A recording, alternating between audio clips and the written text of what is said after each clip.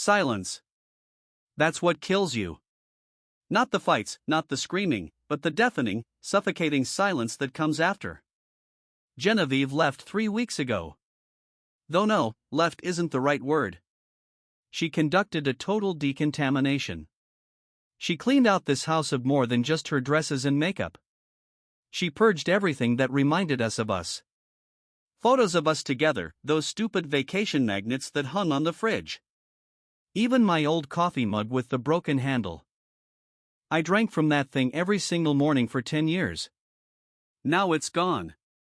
Genevieve left me this huge, empty house, the mortgage on it, and a blank page in my word processor. A blinking cursor. It stares at me like I'm a complete idiot. It's been staring for 5 years now. My first book, The Paper King, gave us all of this.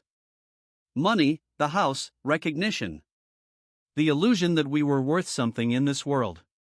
But that was 5 years ago. Christ. 5 long years I haven't been able to write a single coherent line. Genevieve used to say I was broken. That my first taste of success castrated me as a creator. This past year she barely spoke to me at all. Just sighed. Every heavy sigh was like another nail she hammered into my coffin lid. When she was packing her things, she said she couldn't live with a ghost anymore. With an echo of the man she'd once fallen in love with. And that I'd betrayed her. With my inaction, my silence. Betrayal. I thought I knew what that meant. How naive I was. Our marriage was kept alive by the Paper King like a patient on a ventilator. We met when I was nobody. A guy from a coffee shop scribbling stories on paper napkins. She, Genevieve, an art historian with impeccable taste, saw me not as a person but as a project. She didn't just believe in me. She molded me, created me. When success came, she happily stepped into the role of the writer's wife. It was her stage, her best performance. She picked out my suits for award ceremonies, taught me what to say and how to say it in interviews, she managed our finances. And I just wrote. And then I stopped. The words ran out. Just evaporated. Every day I'd sit down at this desk, and a wave of panic would wash over me. Sticky, cold fear that the first book was a fluke. That I'm a fraud, a con artist who got lucky once. Genevieve didn't understand. To her it was like fixing a leaky faucet. She'd tell me to just do it. At first she tried to encourage me, arranged romantic dinners, told me I was the most talented. Then she started getting angry. And in the end all that was left was contempt. Quiet, icy contempt that seeped through every look she gave me. She said I'd gotten lazy. That it was all my fault, that I was wallowing in my own worthlessness. And you know what? I believed her. I thought, maybe I was the one who drove her to this? Maybe I destroyed everything myself with my weakness? The only person I could talk to was Julian. My best friend. Also a writer, but without much success, scraping by on small freelance gigs. He'd come over once a week. We'd sit in the kitchen, drink whiskey, and I'd dump everything on him. All my primal fear, all my self-hatred, my hatred for that blank page. He listened. He'd nod silently, pour another round. He'd say the second novel is always hell for any writer. That I'd get through it, that I just needed time. Genevieve hated him. Said he was a loser dragging me down, that I needed to surround myself with winners, not with this. She couldn't find words for him, just wrinkled her nose. And I clung to Julian because he was the only one who didn't look at me like I was an expensive broken toy. And I felt guilty toward her for this friendship. For trusting him more than I trusted her. A month passed in a fog. Whiskey. Empty house. Blinking cursor. Everything blurred into one endless, gray day. I barely went out anymore. Why bother? The world beyond these walls ceased to exist. It belonged to her, belonged to normal people who actually live instead of rotting alive. But one day I ran out of cigarettes and anything edible that didn't require cooking. Had to drive into town. That was a mistake. My biggest mistake. I was stuck in traffic on the main drag, staring blankly at storefronts. And I saw them. Genevieve and Julian. They were walking out of one of those restaurants we used to go to for special occasions, the kind of place I couldn't even afford to peek into anymore. She had her arm looped through his. And she was laughing. Not just smiling, but laughing the way I hadn't heard in at least 3 years. Openly, head thrown back. Julian was saying something to her, leaning down close to her ear, and she was looking up at him. With adoration. With that same damned look I'd once naively thought belonged to me alone. They didn't see me. I was sitting in my car, 30 feet away from them, and the world just tilted. A chill ran down my spine, like someone had injected liquid nitrogen straight into my vertebrae. This wasn't just two people being intimate. This was, goddammit, a conspiracy. All his so-called support, all those bottles of whiskey drunk in my kitchen, all his hang in there, buddy, I get it. All of it was a lie. He wasn't just comforting a friend. He was moving in on his wife, crawling over my bones to get to her. I drove home on autopilot. Rage is a strange thing. It burns away all the fear, all the apathy. It makes you clear. One thought kept circling in my head: how? How long? How could I have been such a blind idiot? I got home, collapsed into a chair, and stared blankly at my laptop. I needed to do something. Search for something. Proof. An explanation. I didn't know what exactly. And then I remembered. Our old cloud storage. We'd set it up years ago to dump vacation photos, scan documents. I hadn't logged in there in forever. She'd apparently forgotten about it too when she conducted her sterilization. The password worked. I dug through folders with names like Italy_2016 or contracts. Nothing. I was about to give up when I saw a folder I'd never noticed before. Projects_G. I figured it was her art history work materials. Opened it out of desperation. And inside weren't text files. There were audio recordings. Dozens of files. Conversation_1, Conversation_2, Conversation_37. My heart started pounding so hard it echoed in my ears. I put on headphones and hit play on the first file. And the air left my lungs. I heard my own voice. Pathetic, drunk, full of despair. It was a recording of one of my kitchen conversations with Julian. I was telling him about my fear, about feeling like a fraud, about being terrified I'd never write anything again. And then I heard their voices. Julian's voice and her voice. They were listening to this recording together. Like doctors studying a medical history.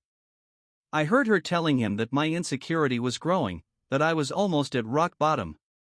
Heard Julian advising her on which topics to bring up next time to make me dig myself even deeper into my own worthlessness.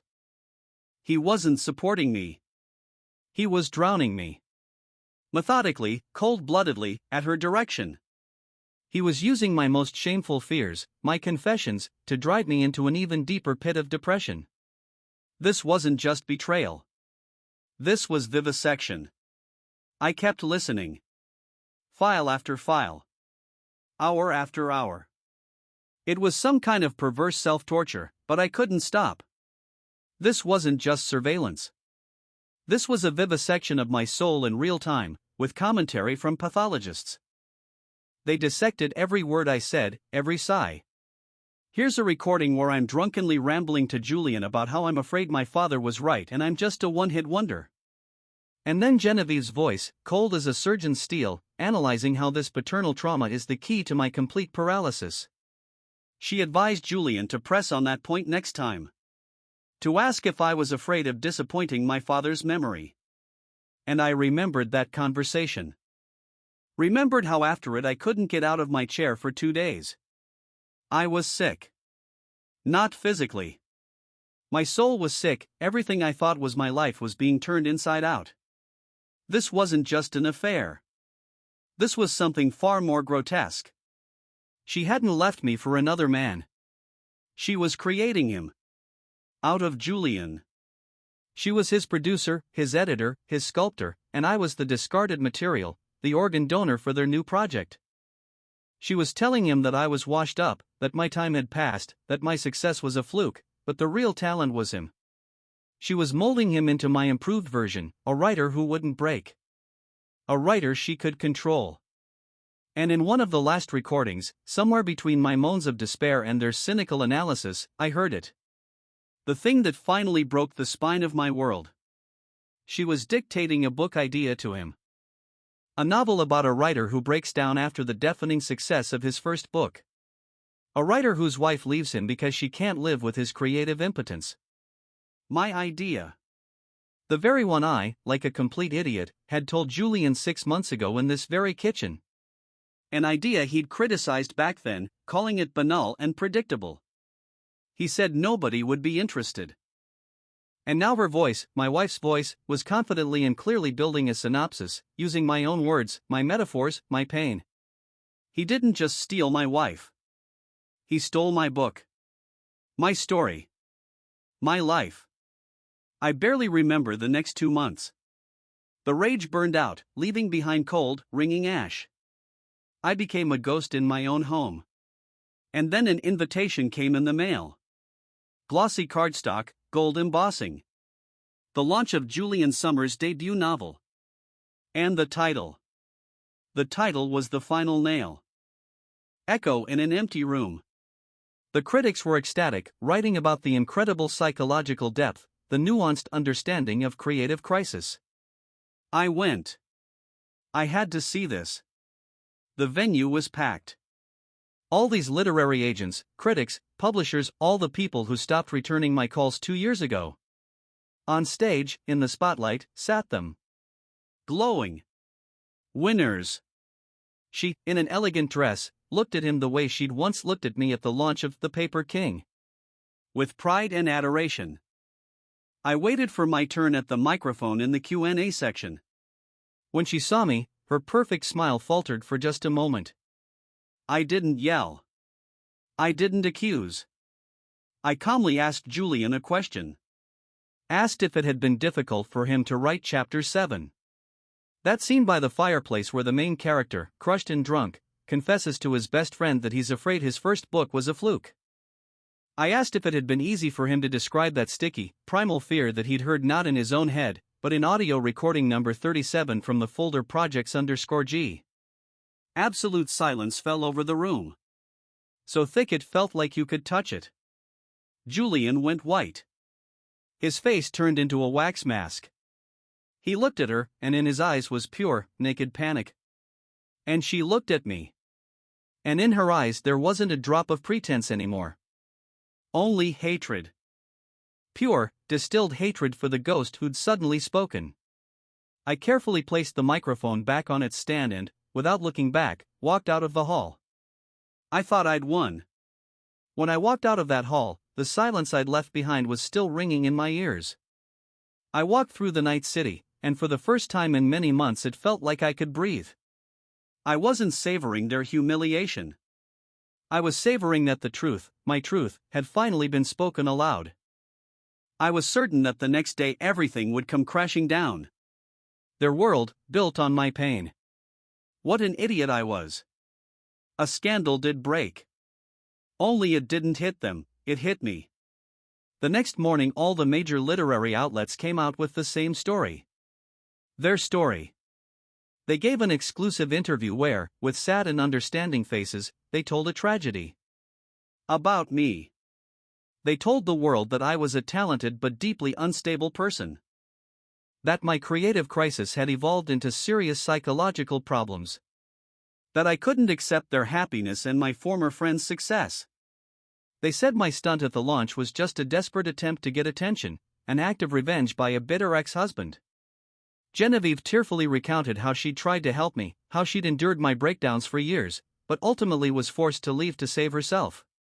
Julian looked like a model of nobility. He said he still considered me his friend and hoped I would get the help I needed. They didn't just steal my book. They stole my truth, rewrote it, and sold it to the world in a beautiful cover. Backslash. And the world believed them. Of course it did. Their version was much more convenient. A story about two lovers being stalked by a crazy ex. It was a ready-made screenplay for a melodrama. And my truth was too ugly, too inconvenient. 2 days later my agent called. He didn't beat around the bush, just dryly informed me that the publisher was terminating my contract unilaterally, citing reputational risks. He added that for the next few years no respectable publishing house would want to do business with me. They'd won. Completely. I sat in this empty house, in this ringing silence, and understood that I hadn't just lost. I'd been erased. Destroyed. Turned into a footnote in the story of their success. For a week I just stared at the wall. And then I started going through my office. Not to organize things. I just needed to do something with my hands so I wouldn't go crazy. I sorted through old papers, drafts, notes. Tons of written pages, evidence of 5 years of my impotence. I did it mechanically, mindlessly, like a robot. Just moved stacks from place to place. And suddenly I froze, holding a printout of an early synopsis of The Paper King. I remembered. Remembered my old, silly habit, a little ritual I'd invented back in college. My talisman. In every manuscript, in every significant text, I inserted the same phrase. Ghosts are afraid of echoes too. A line from an old poem my father used to read to me as a child. He said every craftsman should have their own secret mark, their own invisible signature that only the most attentive would notice. For me it was that kind of signature. My ghost line, as I called it. It was in The Paper King. It was in dozens of unfinished stories I'd stuffed in drawers. It was my DNA. My heart started pounding so hard it hurt. I rushed to the bookshelf, grabbed his novel, Echo in an Empty Room. My hands were shaking so badly I could barely turn the pages. I was searching. I didn't know why, just searching, driven by some desperate, irrational hope. 177. 178. And there it was. There was the phrase. Black on white. Ghosts are afraid of echoes too. He'd left it in. That talentless, lazy thief. He apparently decided it was just a beautiful metaphor, a nice turn of phrase he could use. He didn't understand its meaning. He just copied a chunk of text along with my signature. In that moment I felt neither rage nor joy. Only cold, ringing calm. I didn't go to lawyers. I didn't call journalists. I sat down at my computer, opened a blank page and started writing. It wasn't an article or an accusation. It was just a story. I told the story about my father, about his belief in secret marks. Told about the old poem. About our tradition together. I didn't mention Julian or Genevieve. I just told the story of one phrase. And at the end I attached 2 pictures. 2 screenshots. The first, from the draft file of The Paper King, dated 5 years earlier, with the line highlighted. The second, a photo of page 178 from the novel Echo in an Empty Room. I didn't prove anything. I just placed 2 facts side by side. And hit publish on one of the popular online platforms. The article exploded. Not like a bomb. Like a virus. In the first 12 hours it was reposted tens of thousands of times. This wasn't the kind of proof you could dispute in court or refute in an interview. This was truth in its purest, most distilled form. A fact that couldn't be ignored or blamed on my instability. Their world burned down in 48 hours. The publisher issued an official statement recalling the entire print run and launching an internal investigation. Literary awards that had nominated the book withdrew their nominations. Their career, their triumph, their future, everything turned to ash. I didn't follow it deliberately. It just jumped out at me everywhere I looked. News sites, literary blogs, social media, everything was buzzing like a disturbed beehive. First there were cautious articles with questions. Then angry columns. In the comments people tore them to pieces. their names became synonymous with fraud. I read it all with a strange detachment, like I was watching a movie about strangers. The noise was unimaginable, but in my house it was quiet. Their joint interviews disappeared from the internet. Their photos from society events were deleted. They tried to scrub them from history, like an annoying mistake. But the internet remembers everything. I didn't feel triumphant. There was no desire to open a bottle and celebrate. Inside was emptiness. But not the kind from before. Not the crushing, black kind that sucked the life out of you. This was clean, calm emptiness. Like a room where all the old furniture had been removed, and now there's an echo bouncing around in the smell of fresh paint. And then I saw that photograph. Some tabloid published it. The shot was taken from a distance, grainy, blurry. They were walking down a street in some gray, faceless city. Genevieve was furiously laying into him about something, waving her arms. Her face was twisted in a grimace I knew so well. It was the face of someone whose project had failed. And Julian, he wasn't looking at her. He was staring at the pavement. His shoulders were hunched, his whole posture screaming one thing: defeat. He was no longer her creation, no longer a rising star. He was her mistake. Her shame. And in that moment I understood everything. My revenge wasn't that I destroyed their career. That would have been too simple. Too banal. Their real punishment was something else. I didn't separate them. On the contrary, I locked them in the same cage. Forever. Now they were accomplices in a failed crime. Two losers bound by shared disgrace. She would see in him the cause of her downfall for the rest of her life. And he would eternally look at her and remember how high he'd flown and how painfully he'd hit the ground. They stayed together. This was their personal, endless hell. The perfect ending for a bad novel. I closed my laptop. Walked through the house. Silence. That same silence that used to kill me. But now it sounded different. It was no longer deafening. It had become space. Air. It was waiting. I walked into my office, sat down at the desk. The blinking cursor on the blank page. For 5 years it had been my executioner. Now it looked like an invitation. I placed my fingers on the keyboard and for the first time in a very long time I didn't feel fear. I knew what to say. I started typing. This would be a story not about a writer who lost his gift. This would be a story about a man who went through hell to find his voice. And that voice, now, no one would ever take from him. That's the whole story. If you enjoyed this story and want to keep listening to more stories like this, make sure to subscribe to the channel and hit the bell so you don't miss new episodes. Remember, your support is very, very important for the channel to keep growing. But if you think about it, this story isn't as straightforward as it seems at first glance. We're used to sympathizing with the victim and condemning the betrayers. But let's look at the situation from a different angle. Genevieve lived for 5 years with a man who turned into his own shadow. She tried to help him, but he was deaf to it.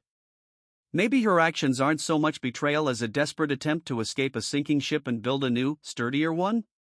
Maybe she simply chose someone who wanted to live and create, instead of someone drowning in self-pity? This isn't justification, just an attempt to understand motives. After all, the cruelest lies are often born from a desperate desire for truth. And here several questions arise that don't have simple answers. Who, in your opinion, is the main villain in this story? Genevieve, the ambitious producer who first created and then tried to destroy her husband to create a new, improved project?